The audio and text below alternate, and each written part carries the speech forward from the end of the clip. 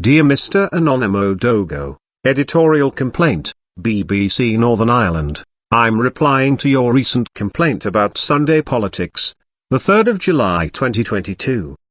Thanks for the reply. The complaint was not specifically about that programme.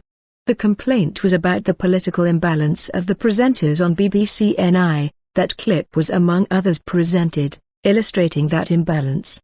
Even Leo Varadkar TD of the Republic of Ireland recognised the imbalance of the reporting of BBC NI was serious enough to call it out publicly in this episode of Sunday Politics, joining a number of unionist politicians who have already identified the problem.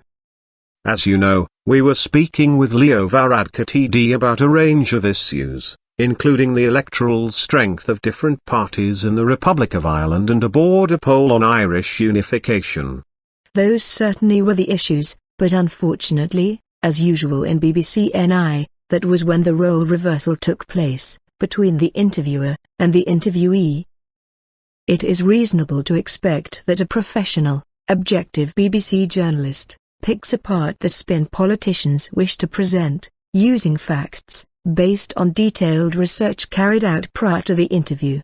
In this episode and generally in the BBC NI political broadcasts, the reverse is true.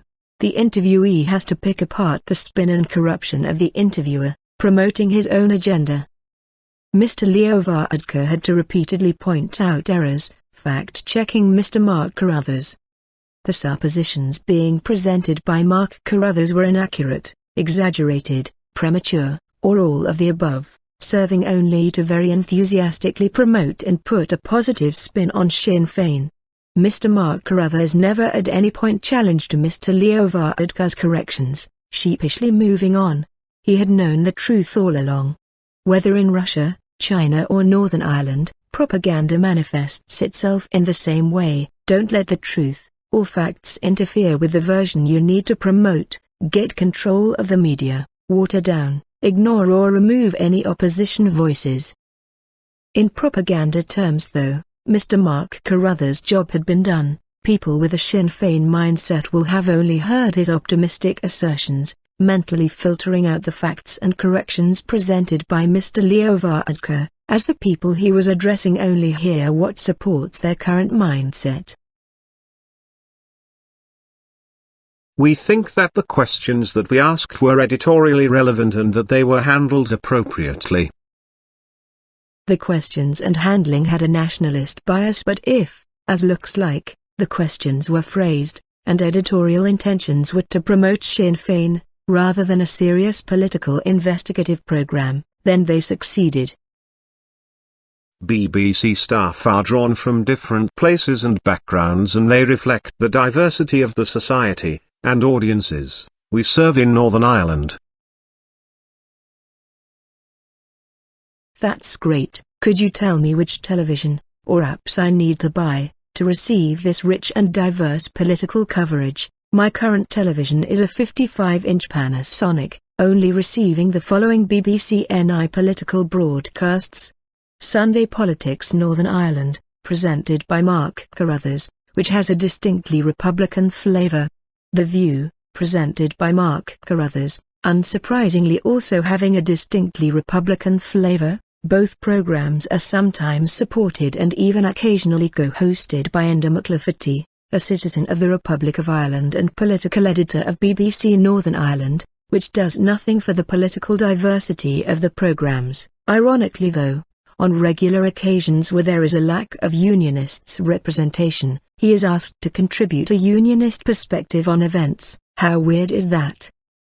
Cozy, friendly and unchallenging with nationalist sympathizers from any wing, hostile, ranging to aggressive and even sometimes offensive to the more right-wing unionist representatives, such as the TUV, with a very watered-down unionist perspective. Neither program serves both sides of the Northern Ireland community.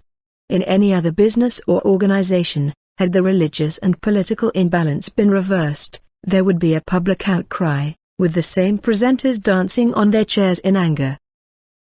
Unionists are by and large so bored with the constant obsession with United Ireland, they just switch off when the subject is raised, a big percentage not even voting. As long as no one is being killed, they let the political anoraks get on with it, permitting BBC NI to become less professional, more and more nationalist over time, in response to the much more vocal and obsessed Republican movement, less and less representative of the whole community BBC NI is supposed to serve. As professional, analytical, objective and impartial reporting has been abandoned by BBC NI, it has become part of the sectarian problem in Northern Ireland. BBC recruitment and employment practices are consistent with relevant legislative requirements, and we work hard to maintain an inclusive working environment. That is very strictly regulated in Northern Ireland. No more than you would expect from a company with the worldwide reputation of the BBC. So why in a province that has specific rules for politicians, police, civil servants, public and private sectors, a legal requirement for affirmative action to represent the ethnic divide of the community they serve, is Northern Ireland restricted to a diet of thinly disguised nationalist propaganda in their political broadcasts? It is difficult to imagine more sensitive roles than that of political broadcasters in a public service broadcasting company, in a country as divided as Northern Ireland. Unfortunately, that is the very thing I need to challenge. There is a total monopoly of presenters with a Republican bias and background on BBC NI, in a country where even the elected politicians cannot be trusted to represent both sides of the community they are supposed to represent. BBC is either unequivocally representing all of the community in Northern Ireland in its broadcasts, or it's simply part of the problem. Our news and other programs are informed by the BBC's editorial guidelines, and we are satisfied that our interview with the Tánaiste met these requirements. As you were initially addressing the wrong issue, that isn't particularly surprising. Hopefully this clarification and the seriousness of the issue will enable you to pass the complaint on to senior management. Audience feedback on specific points is always welcome, and it's particularly helpful when these are set out in writing. I'm sorry if my complaint is not in a form that you find convenient. Unfortunately, in this digital age and dealing with a digital broadcasting company, it would not be possible to get my point across effectively in any other manner. We are grateful for the time that you've taken to get in touch. Details of your complaint have been shared with my team and relevant colleagues in the BBC's Belfast newsroom. Thank you for sharing. Hopefully my views will have some impact with the team and future programs, though I suspect they already know.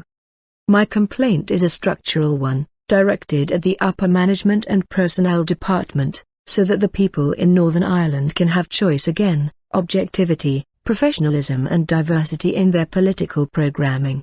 I do realize that there is sometimes a perception that the safeguards in the Northern Ireland Constitution were specifically targeted, never meant for general consumption. Advocates of this approach should realize, this would be discrimination, so is neither acceptable nor legal. Thank you for your indulgence and time. In the event you decide to dismiss my complaint as before, could you outline the subsequent stages of the complaints procedure and also contact details if possible, including Director General level? Could you also advise at what stage I should get the Equalities Commission involved?